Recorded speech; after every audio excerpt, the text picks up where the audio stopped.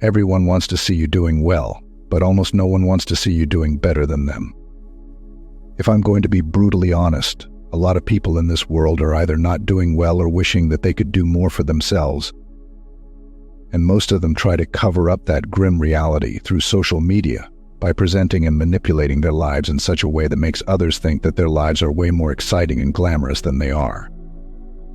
It's quite a rather depressing reality if you think hard about it, but when you genuinely become a better person in all important aspects of life, getting stronger, smarter, wealthier, dressier, more experienced, more confident, and more charismatic, it naturally and sometimes unintendedly puts you within a very small pool of hard-to-come-by individuals that also possess the same relatable and superior attributes.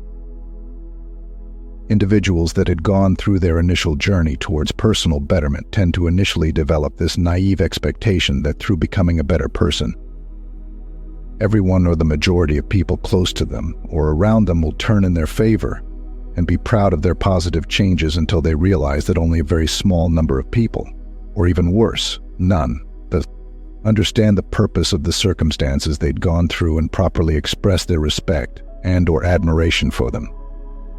Most people, on the other hand, will tend to undermine, discredit, and eventually resent you as you become a better person, or more importantly, an autonomically better person than them, which can seemingly be rather frustratingly contradictory, but ironic when you first experience this circumstance.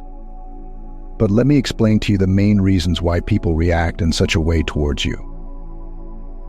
The first, rather tolerable reason is that humans love structure and patterns. It gives them that comfortable sense of order and structure that they desperately need to assert from their environments. And when you undergo a massive polarizing change for yourself, it disrupts their usual judgments and assessments of you into chaotically unfathomable assumptions. For example, when they see the new you, the established perception of you over the years will not make sense at all to them, as you don't fit their usual acknowledgement of you. You'll inadvertently catch them off guard and make them feel uncomfortable, and sometimes threatened, as you become a much less predictable entity or circumstance for them. Thus, their fight or flight response kicks in, and they would naturally feel the incentive to try to convince you, pressure you, or even condemn you to revert to your previous self so that they can restore that secure or manageable sense of predictability and perceptibility that they had for you initially before the change. So, I guess that this approval of you regarding this particular reason is still quite justifiable.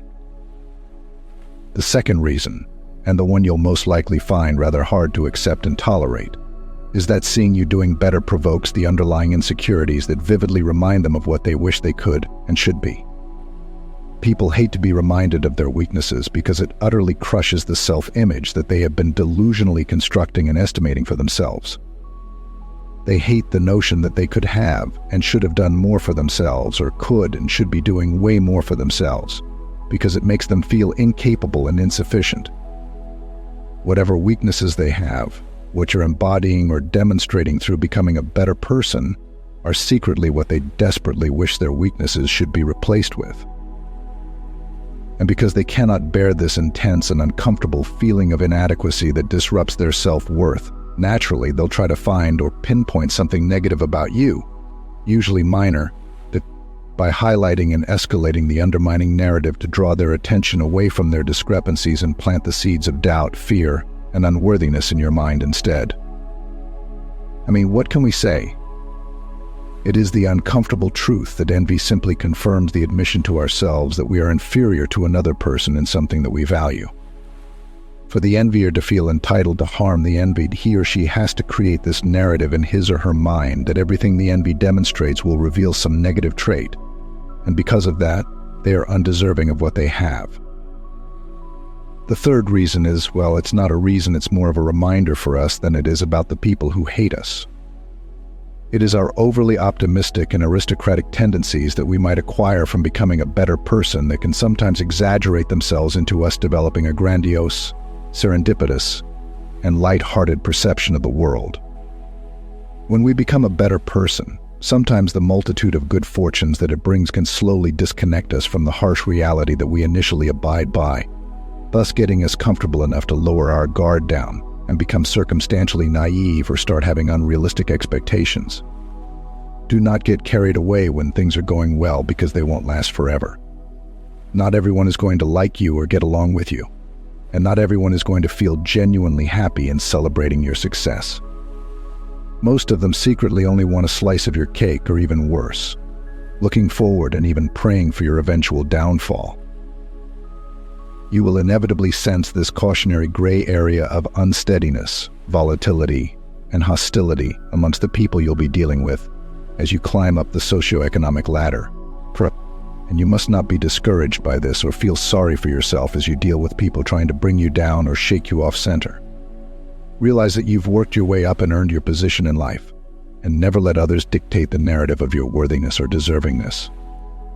With regards to your sense of autonomy, you get what you deserve in life, and those who tell you otherwise only wish they were deserving of them. We must never lose our touch with the harsh reality of the world, to always remember that the world does not owe us anything, regardless if we think that we're doing well and it seems to be showering us with good fortunes. Unfavorable and unwanted circumstances or situations are always lurking around the corner, waiting to pounce at our irresponsible lasses. People can be nice, but people can also be cruel. People can show and demonstrate empathy, but most people are ruthlessly self-serving because the dark and underlying reason about life is that it is all about survival of the fittest. Only the strong, capable, and adaptable survive. And whether you realize it or not, or whether you want to admit it or not, it often involves a lot of conflict and confrontation.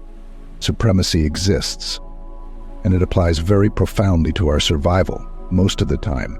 Regardless of whether we have acknowledgement it or not, it takes a rather rude personal experience to fully convince ourselves of that harsh reality. Thank you for watching.